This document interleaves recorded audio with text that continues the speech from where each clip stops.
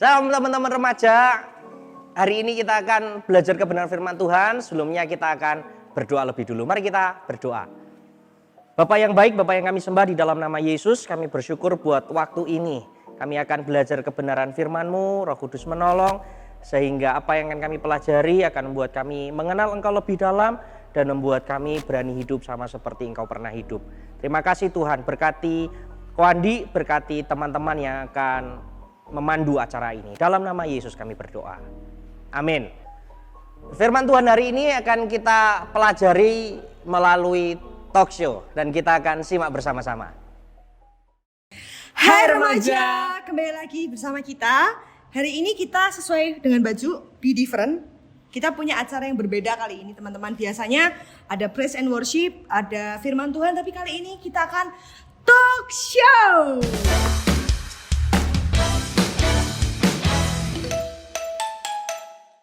Jadi kali ini kita akan membahas semua keresahan-keresahan yang kalian alami bersama Ko Andi. Gimana Ko Andi kabarnya? Baik. Iya. Halo remaja. Sehat kok? Sehat. Selama karantina ngapain aja kok? Banyak di rumah maksudnya. Oh iya benar. Yang penting kita sehat. Iya benar. Sehat toh? Alvin? Puji Tuhan. Teman-teman remaja sehat di rumah? Pastinya. Chan, hari ini kita mau bahas apa sih? Jadi hari itu loh kita akan membahas tantangan apa sih yang menghambat kita dalam mengembangkan talenta kita dan bagaimana cara kita mengatasinya. Oke. So, nggak usah lama-lama lagi. Sekarang kita mau tanya-tanya nih ke Ko Andi. Siap kok ditanya kok? Siap. Harus siap, kan narasumber ya. Oke kok, yang pertama nih, aku mau nanya, menurut Ko Andi, passion tuh apa dan hobi itu apa sih kok? Apa ada hubungannya nggak sih? Gitu? Hobi. Paling gampang ya googling ya. Tapi menurut saya sih hobi itu sesuatu kegiatan yang menyenangkan kita sih. Biasanya dilakukan di waktu luang dan untuk melakukan itu kita kita nggak eman-eman ya bahasa nggak eman-eman nggak sayang untuk kita keluar duit misalnya kita beli barang untuk mensupport hobi kita. itu. Tapi kalau passion sebenarnya hampir sama, cuman passion ini lebih ke sesuatu hal yang dia itu ngelakuinnya tuh antusias banget gitu loh.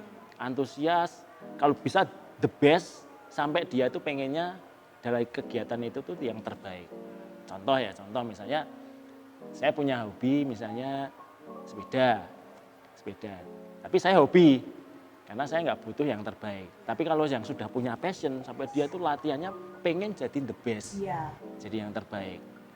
Mungkin itu sih gambarannya kira-kira seperti itu. So, teman-teman sekarang udah ngerti ya gambarannya apa yang kita akan bahas hari ini tentang passion dan juga hobi. Mungkin dari teman-teman udah ngajuin pertanyaan, langsung aja Chan, bisa ditanyain pertanyaan pertama? Yang pertama, bagaimana sih kok caranya tuh supaya aku nggak cepat puas diri dan malas dalam mengembangkan potensi diri sendiri? Nggak cepet puas atau malas dalam mengembangkan Jadi misalnya potensi. kita udah mencapai suatu titik di atas yang menurut kita sudah cukup dan kita tuh orang tuh mudah puas diri. Bagaimana sih biar orang tuh nggak mudah puas diri dan jadi dia tuh malah malas buat mengembangkannya lagi? Ya, sebenarnya kalau puas sama males itu kan sudah insight ya, maksudnya kita tuh bawaannya tuh memang males sih, memang males. Nah untuk mengatasi itu sebenarnya kita butuh yang namanya tujuan sih sebenarnya. Kalau menurut saya sih tujuan dulu tentukan. Kita tuh mau kemana, kita tuh mau apain dulu. Nah kalau gambaran besarnya ya tujuan hidup kita tuh mau kemana dulu, sehingga nanti kita arahnya ke sana. Contoh misalnya kita mau malam mingguan nih, biasanya anak remaja atau malam mingguan. Terus ayo kumpul-kumpul yuk, makan-makan yuk. Ayo kemana? Udah jalan aja.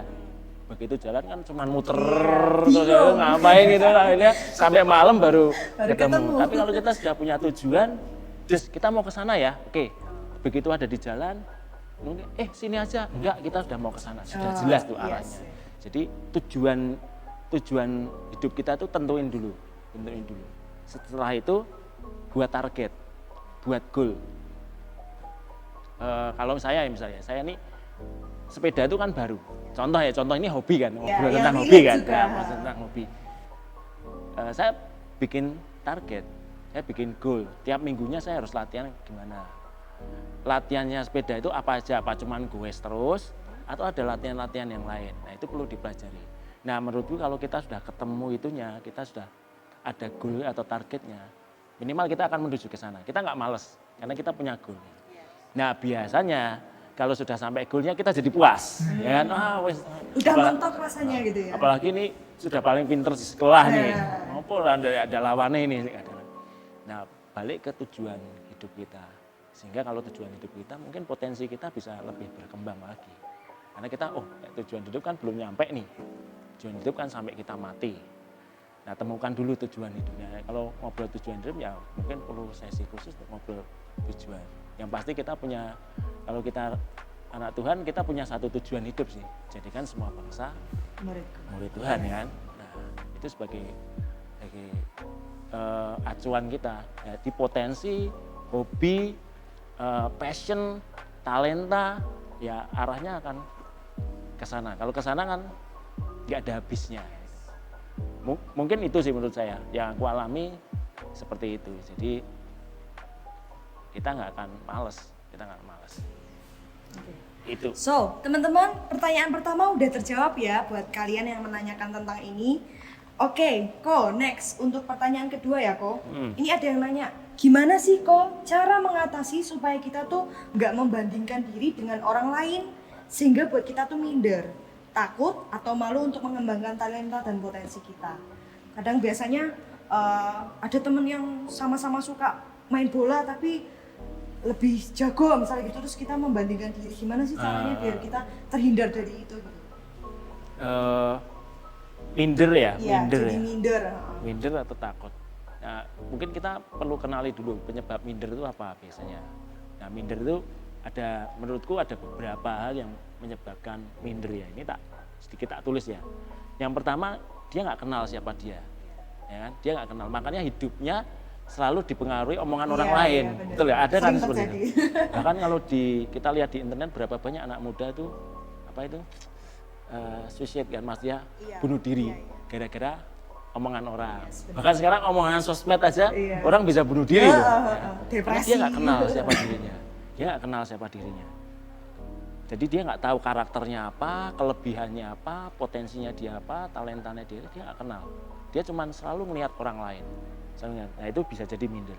Yang kedua lingkungan mungkin, keluarga, masyarakat, teman, atau orang mengucilkan mungkin dari keluarga dulu dibandingkan sama kakaknya atau adiknya lebih pintar kamu. Itu membuat orang itu punya psikologi yang bermasalah sih. Nantinya juga ketika banyak orang ngomong dia nggak berani show off. Seharusnya dia mungkin sepak bolanya oke sebenarnya, tapi karena dia nggak berani show off, dia nggak bisa. Orang juga nggak lihat, akhirnya cuman dikucilkan. Bisa jadi karena cacat fisik, ya kan? Cacat fisik, kakinya apalah, pokoknya ada cacat fisik yang membuat dia minder. Kita ketemu orang-orang seperti Nick Vujicic kan, Vujicic yang pembicara motivator.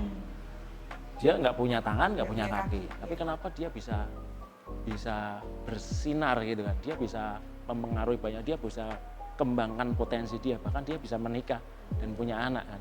Kenapa nggak minder? Karena mengenali diri sendiri. Karena dia kenal sama dirinya.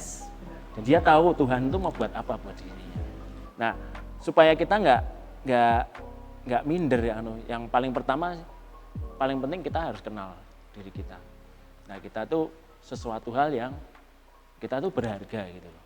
Ya, kalau saya mau kasih contoh, coba kalau teman-teman remaja ada Alkitab, mungkin bisa buka Mazmur ya. Mazmur itu kalau kita baca di Mazmur 8, di Mazmur 139 itu mengatakan kejadianku itu dahsyat dan ajaib. Ya kan? Kalau kita tahu itu, kita mesti nggak minder lagi. Terus di ayat pasal yang 139, Daud mengatakan, siapakah manusia sehingga kau menciptakan aku seperti, kau memahkotai aku dengan kemuliaan, ya, kuasa. Ya. Artinya Daud kita tahu semua dari kecil dia dikucilkan, tapi karena dia kenal Tuhan, dia melakukan segala sesuatunya bukan karena kata orang. Kata orang, kamu tuh kecil, kamu tuh cuman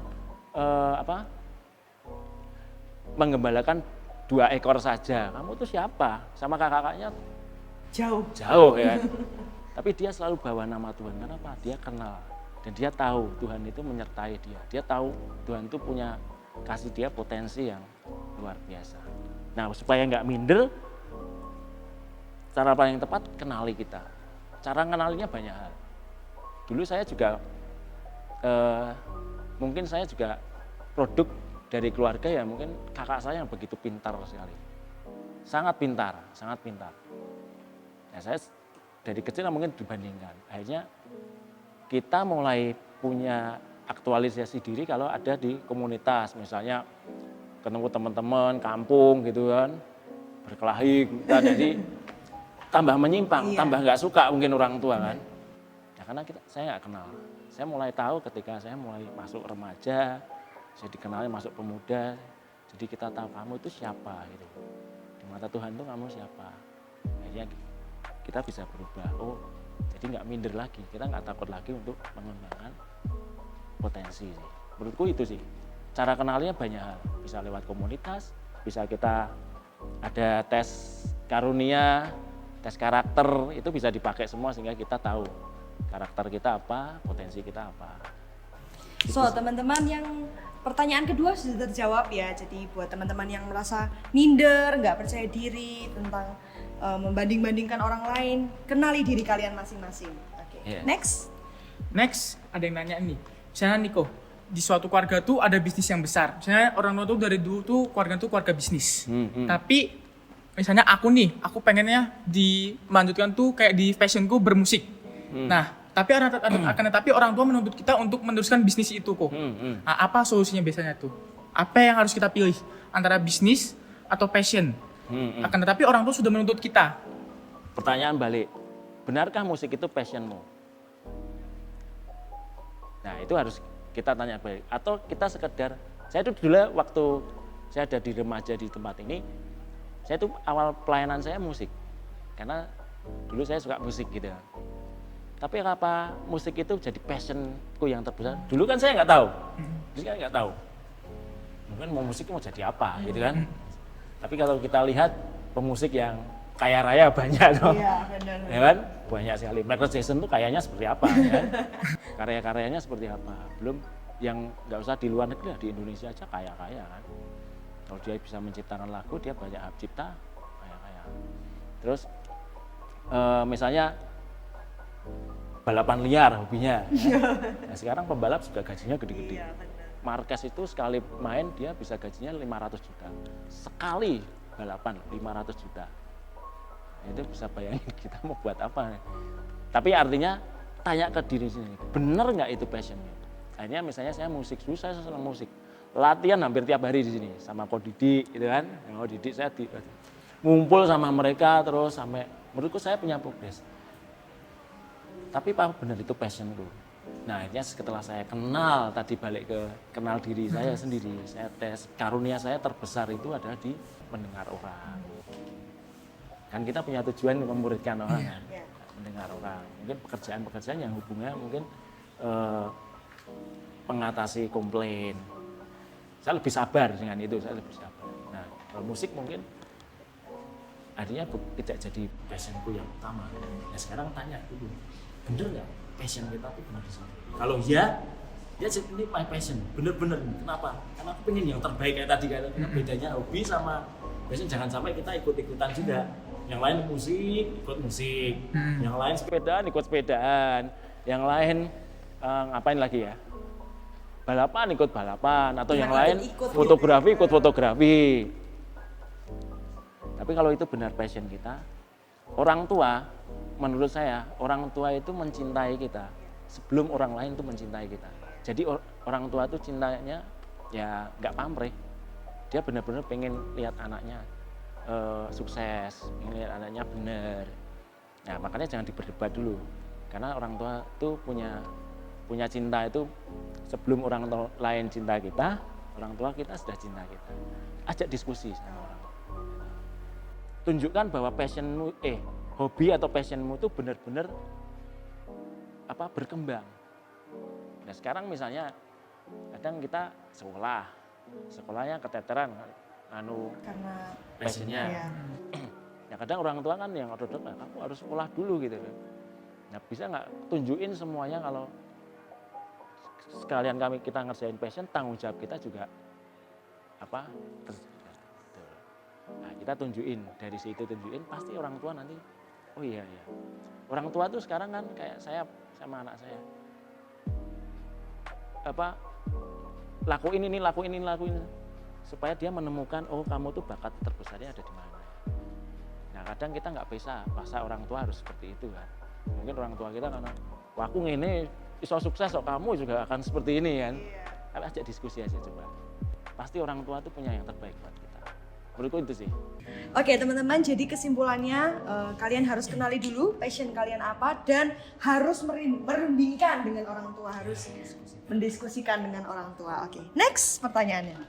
Ko, mau nanya nih Ko. Misalnya nih, di saat kita mau mengembangkan talenta kita, tetapi keadaan lingkungan tidak mendukung, contoh dari biaya. Apa sih yang harus bagaimana sih cara kita menghadapinya itu? Saya nggak ada contoh ya. Contoh konkretnya itu apa gitu. Iya. Cuman kalau waktu kita mengembangkan potensi atau talenta kita, terus kita kendala biaya, contoh yang paling mudah misalnya fotografi misalnya, kan tuh beli alat mahal banget, misalnya gitu. Wah kita nggak ada, terus kita mundur. Menurutku ada banyak orang-orang yang sukses nggak harus dia jadi dari orang kaya atau punya alat dulu sih. Ya memang alat itu pengaruh, tapi nggak harus selalu alat yang the best ya. Saya sekarang lagi sepedaan sama salah satu atlet Indonesia, namanya Aiman Cahyadi. Kalian bisa cek di YouTube atau biografinya. Itu sekarang jadi manusia tercepat di ASEAN, di ASEAN. Makanya dia menang SEA Games nomor 1, dapat medali emas. Dia cerita waktu dia latihan saat di SMP, dia nggak langsung di hire oleh klub yang besar.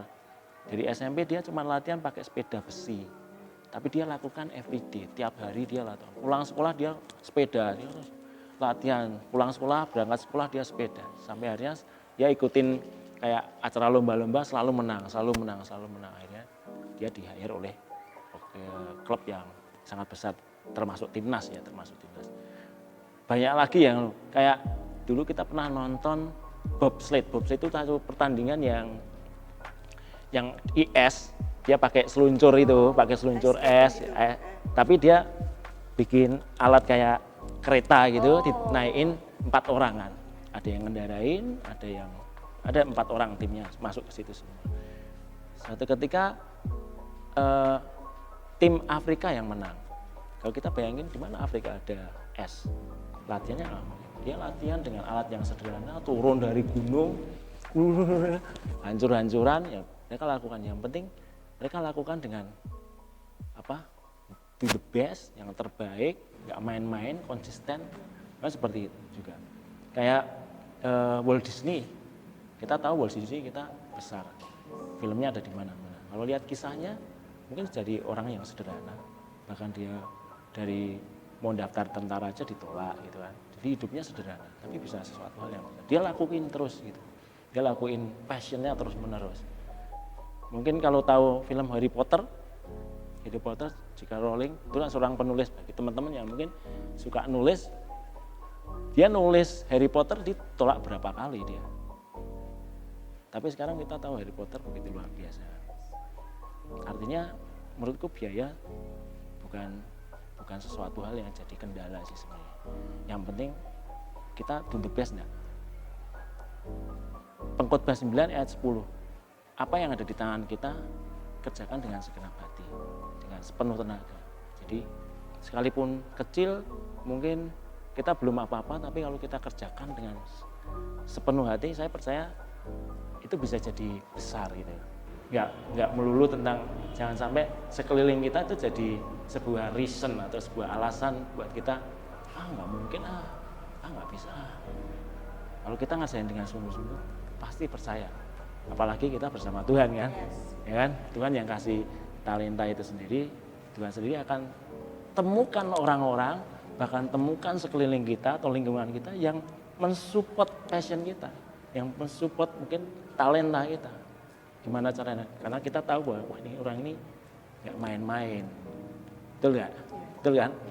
Nah itu saya percaya lakukan bagian kita.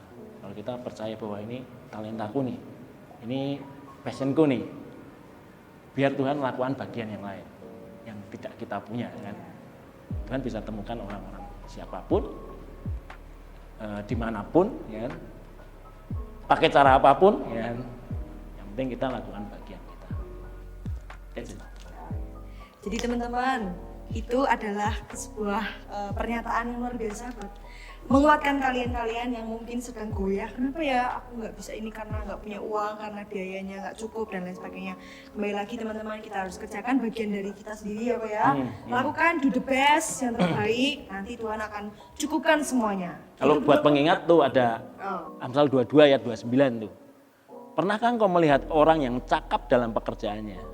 Di hadapan raja-raja ia akan berdiri, bukan di hadapan orang-orang yang hina. Firman Tuhan janji, kalau kita tuh cakap, kalau bahasa Inggrisnya tuh skillful gitu maksudnya. Nah itu kan, cakap itu kan nggak bisa kita terus tiba-tiba cakap gitu kan nggak. Butuh latihan, butuh konsisten, kerja keras kan. Saya yang tidak atlet ya, Maret saya mulai belajar bersepeda. Waktu itu saya masuk ke satu komunitas yang istilahnya kalau bersepeda itu naik ya kenceng, kuat-kuat gitu.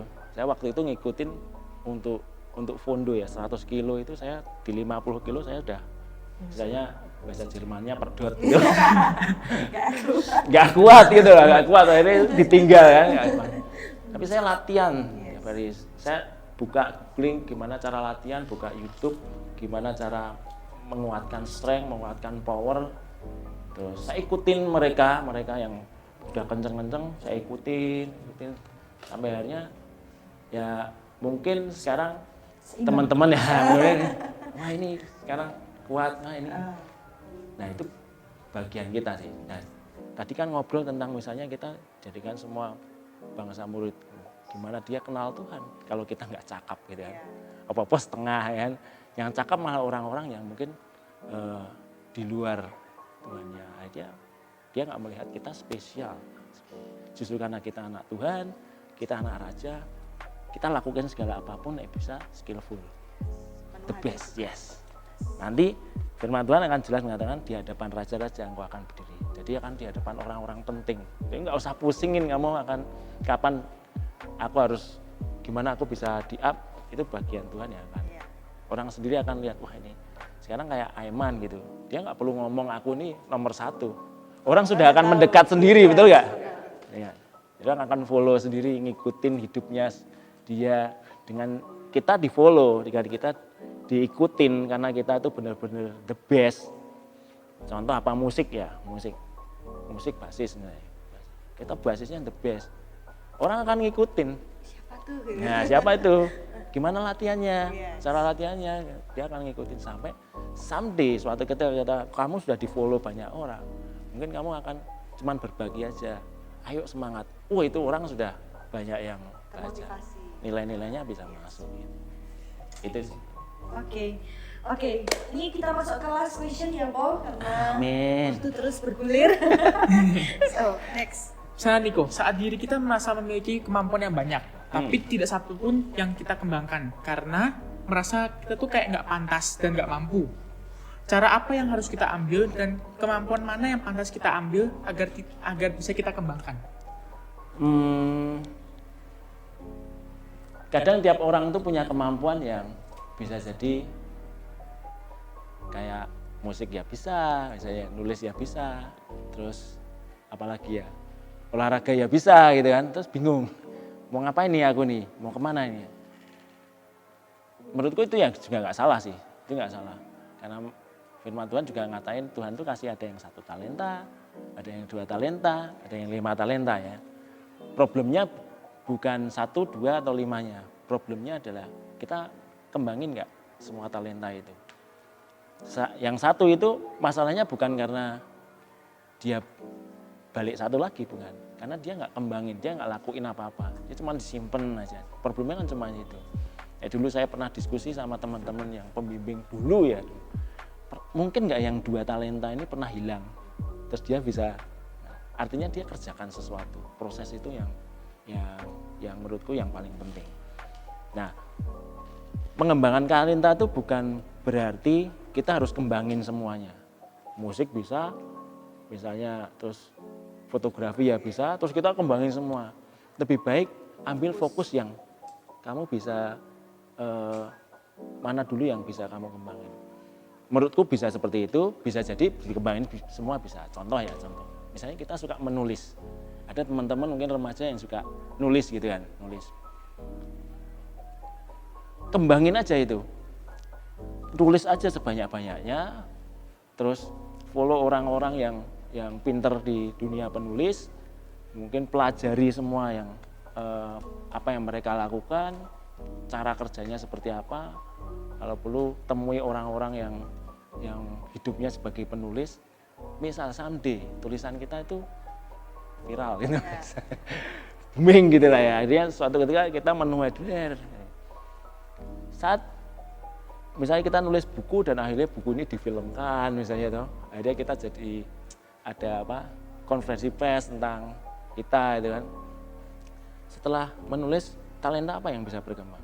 Nanti kamu akan ngajar kan, diundang dari narasumber misalnya, gimana sih kamu bisa nulis ini, awalnya gimana, dia mulai bisa ngajar, mulai ada sebuah kelas yang akhirnya dia muncul talenta satu lagi, betul ya? Talenta baru, ngajar kan, ngajar. Kemudian dia kembangkan, ngajar ini juga kembangkan. Lama-lama dia bisa jadi guru, bisa jadi dosen. Terus dia kembangkan terus. Suatu ketika ada orang yang pengen dimentor, ya. Nah, jadi sebuah talenta lagi, mementor. Ya. Waktu mementor beda dengan mengajar. Waktu mentor kami bisa bagi nilai, tujuan hidup kamu, yang jadikan semua bangsa murid masuk lagi di situ. Masuk lagi kan. Karena apa? Karena kita berkembang. Bisa jadi seperti dari satu talenta yang kita fokus, muncul talenta-talenta yang lain. Yang menurutku itu yang dimaksud Tuhan, hamba yang setia dan baik itu karena dia mengembangkan talenta yang dia punya. Jadi jangan pusing dengan banyak talenta. Ya memang kita bisa foto ya bisa, ngedit ya bisa, musik ya bisa, apalagi ya, gosip leader ya bisa. Gosip ya bisa, mana ini yang di menurutku itu ambil satu fokus yang bisa kamu kembangkan, stay di situ. Kalau kamu nggak bisa semua, stay di situ. Tapi kalau kamu punya kemampuan untuk mengembangkan semua ya nggak masalah. Kalau enggak, stay di situ. Jadikan hobi itu jadi passion. Ya, passion tadi ya kalau bisa jadi the best dan akhirnya iya kayak orang sepak bola itu banyak orang yang bisa sepak bola, tapi yang passionnya kan dia, kamu tahu hidupnya Ronaldo, Cristiano Ronaldo, saya ngikutin gila banget itu orang. Dia datang ke latihan itu sebelum pembuka gerbangnya itu saya kayak OB-nya lah, OB-nya itu datang, dia sudah datang loh, dia sudah datang, everyday dia lakuin itu, bayangin, makanya tidak heran dia jadi orang yang memang cakap beneran karena dia lakuin itu. Gimana dia latihannya, seriusnya seperti apa ya, aku pikir dia tuai dengan itu yang namanya passion. Dari hobi dia passion, dia geluti jadi the best karena konsistensi latihan juga. Thank you sih. Teman-teman, mungkin Kak Andi boleh kasih pesan-pesan ke teman-teman remaja yang masih merasa gelisah dan belum menemukan jawaban. Boleh?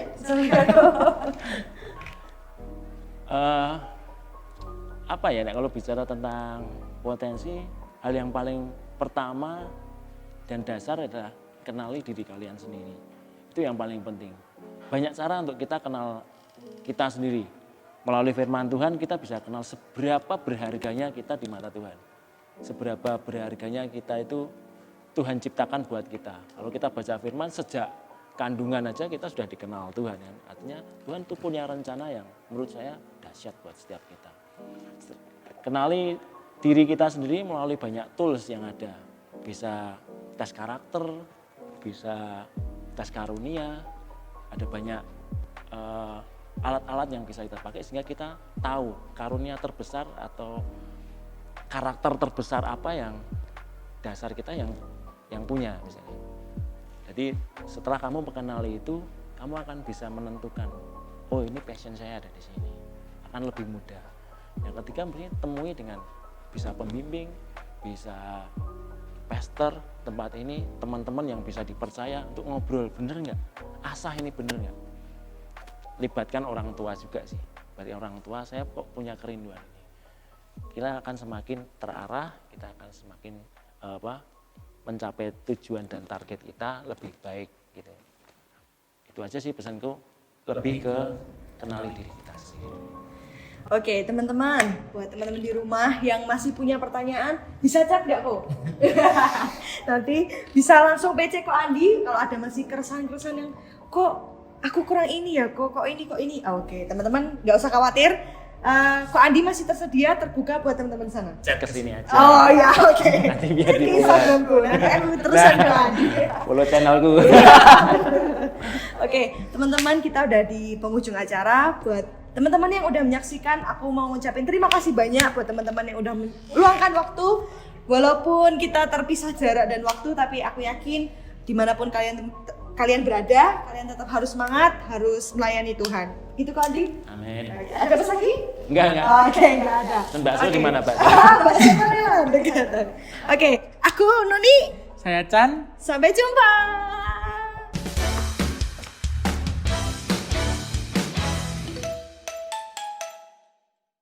Biar renungan hari ini akan menjadi berkat buat kita semua dan kita akan jadi pelaku-pelaku kebenaran firman Tuhan. Mari kita akan tunduk kepala dan kita berdoa. Kami bersyukur Tuhan buat apa yang sudah kami pelajari. Biarkan apa yang kami pelajari itu akan kami praktekkan, kami lakukan dalam hidup setiap kami. Engkau menolong kami dalam hari-hari ke depan. Biar kami semakin hari semakin memancarkan terang kasih Tuhan bagi orang-orang di sekitar kami. Kami akan lanjutkan aktivitas kami, Tuhan menyertai kami, biarkan berkat di dalam nama Bapa, Putra, dan Roh Kudus akan menjadi bagian hidup kami hari ini dan selama-lamanya. Dalam nama Yesus kami bersyukur dan berdoa. Haleluya. Amin. Hadiratmu yang